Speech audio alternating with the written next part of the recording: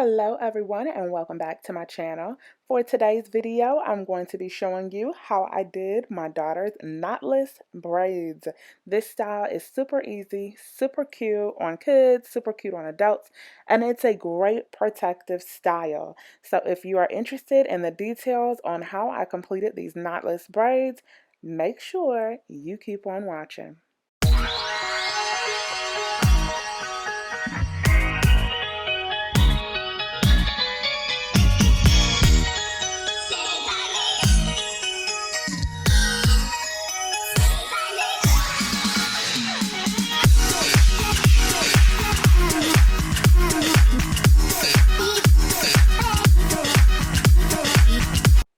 Alright, so as you can see, I already have done about half of her hair. So we're going to go ahead and do this side. I've already washed, conditioned, blow dried. Of course, I did that before I started this style. And make sure her hair was nice and moisturized. Doing protective styles, it is very important that you make sure the hair is moisturized. Otherwise, doing any type of protective style like braids or anything like that, it will cause a lot of breakage and shedding if you do not. So I'm going to go in now with some Design Essentials Herbal Complex for her scalp as well as the ends of her hair. I love using Design Essentials products. I use it for myself as well as my girls. It has our hair very healthy, growing. I use the shampoo, the conditioner. I use everything for their hair and my hair as well. It's really, really great. And as you can see, I'm putting on the ends and throughout the shaft of the hair to make sure it is moisturized. Definitely want to make sure those ends are moisturized too. So I'm going to go ahead and part her hair, section it off. You want the braids to fall in between. I didn't do her braids very big because she's only 7 and I don't want her to have some really big braids, and I didn't want it to be heavy on her head because the heavier they are, the more stress it's going to put on her hair and cause breakage. And I wanted something that was going to be easy for her to put up. So I'm also putting some edge control on the root to smooth it out, and also putting it throughout the hair. That's also going to make it smooth so it can blend in with the hair. This is the hair that I'm going to be using. It's by Model Glance brand, and it's already pre-stretched.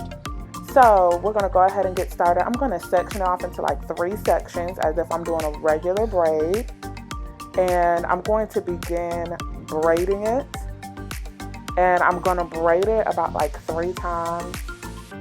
So like 1, 2, and 3. Now when I have it in my left hand, as you can see, my index finger is free. I'm going to grab the hair. That's about how much hair I'm going to be using, and I'm going to put it in between my index finger and my thumb, and I'm going to move that hair back. Now I'm going to grab that hair and just going to continue braiding as I normally was until my left hand gets back to that same position. So it's back again to that same position. I'm going to grab about the same amount of hair, and I'm going to put it between my index finger and my thumb again, move it back, and continue braiding. This is a feed-in method. If you already know how to do feed-in braids, this method will be really easy for you. So you're doing this just like you're doing feed-in braids. I did this about 3 times. So I fed in about 3 sections of hair. And they were about the same size. Again, I did not want her braids to be really big. So I'm just going to go ahead, after I've done that, I'm going to go ahead and continue braiding down to the end of the hair. And that is how it should look. It should look like it's coming straight from the root. No knot, because you already started braiding her hair. So there's not going to be a knot there. So we're going to go ahead and do the same thing again with this next section. And like I said, I like doing this style because it's less stress on her hair. It's not damaging to her edges or anything like that. It's not pulling. And like I said, the size that I chose to use, it's easy for her to pull up as well. So if she wants to put her own hair in a ponytail, it's not really heavy and it's not too thick for her to manage.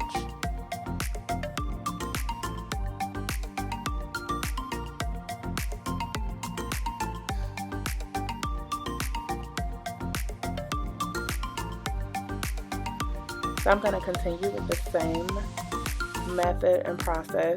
I'm going to section the hair. I applied the edge control to smooth it, section the hair off into 3 sections, and grab the hair about 3 different times. So like 1, 2, and then one more time, 3. And then my left hand is in the position I want it to be in. Grab some hair, put it in between my index finger and my thumb, and then continue braiding as I normally would. And do the same thing again with the next section of hair, and continue braiding. And then one more time.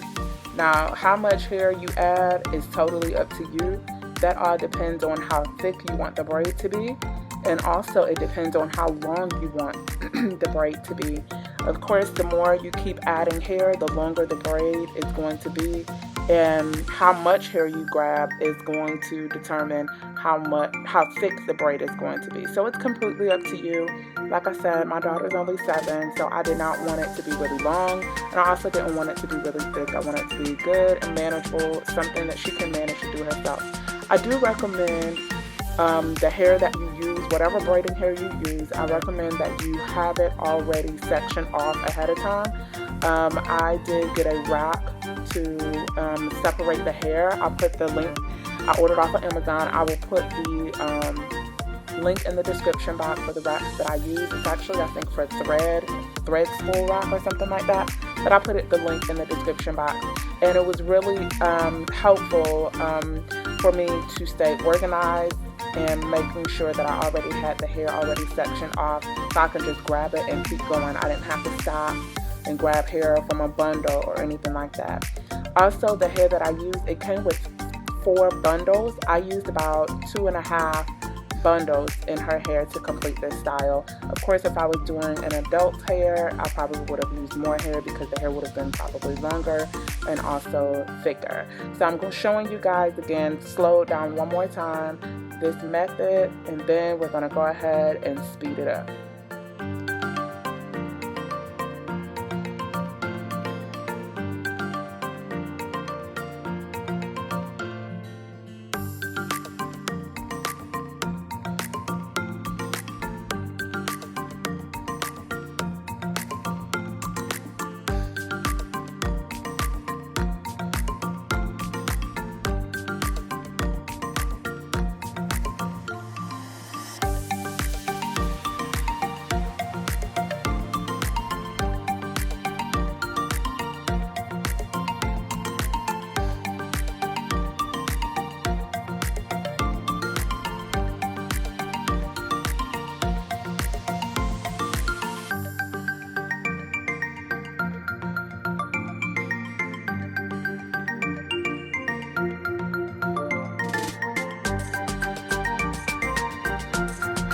So this is how that section looks so far when it is done. As you can see, it looks like it's coming right from the root.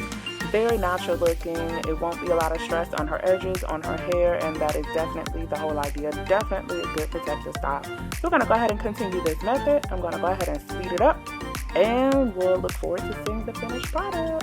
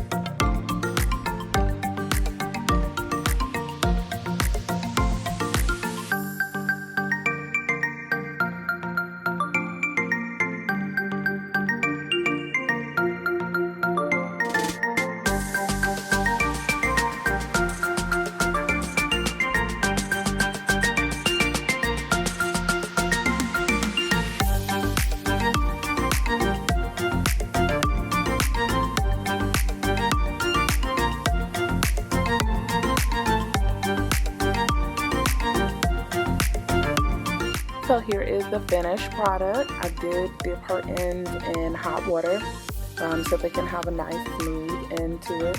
Again, using that pre-stretch hair makes a really big difference. It makes it really easy when you get ready to dip the hair, and it gives a nice finish to it. But as you can see, it looks like her hair, and I asked her, did it hurt? She said not at all. So it actually, I did this quicker than I usually do regular box braids. It's easy for her to put up if she wants to style it herself. A lot of times when I do box braids on her hair, she always says it's really heavy. This, she said it was really light and she loves it.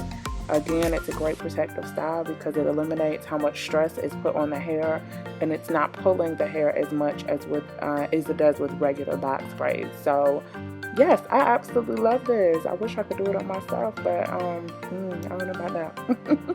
But my baby loves wearing her hair in a bun, so we're gonna go ahead and put this in a cute little bun for her.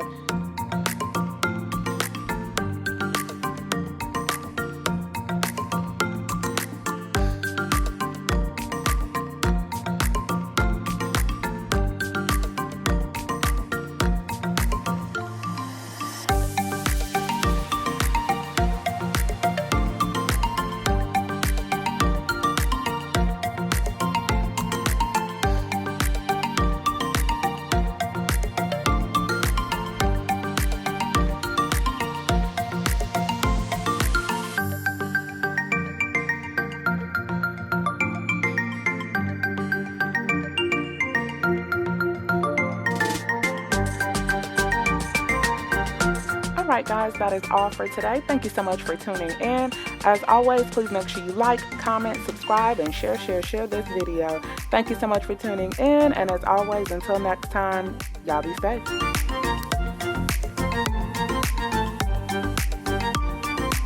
Thank you so much for tuning in. Make sure you give this video a thumbs up and share it. Oh yeah, and hit that subscribe button so you can see more videos like this one.